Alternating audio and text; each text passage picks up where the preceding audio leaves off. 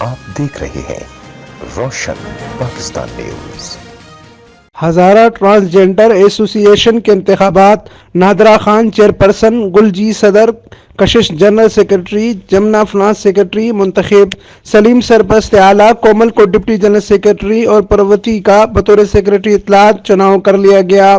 نو منتخب عہدیداران کا اپنی ٹرانسجینڈر کمیونٹی کے فلاح و بہبود کے لیے ریاستی اداروں، سماجی و فلاحی تنظیموں اور میڈیا کے تعاون سے بھرپور اقدامات اٹھانے کا عزم۔ الیکشن کا اہتمام سماجی تنظیم social empowerment through education and knowledge seek نے کیا۔ اس موقع پر نو منتخب عہدیداران سے معروف سوشل ورکر اور پیس ایجوکیشن نیٹ ورک کے چیئرپرسن رضا خان تنونی نے حلف لیا۔ اس سلسلے میں ایک تقریب سماجی تنظیم social empowerment through education and knowledge seek کی منصرہ آفس میں منعقد ہوئی۔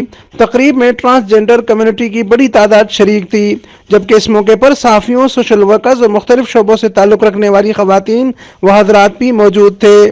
اس موقع پر نادرہ خان اور گلجی نے میڈیا سے گفتگو کرتے ہوئے کہا کہ اس وقت ٹرانسجینڈر کمیونٹی کو روزگار، تعلیم، صحت اور رہائش سمیت بہت سے سماجی مسائل کا سامنا ہے۔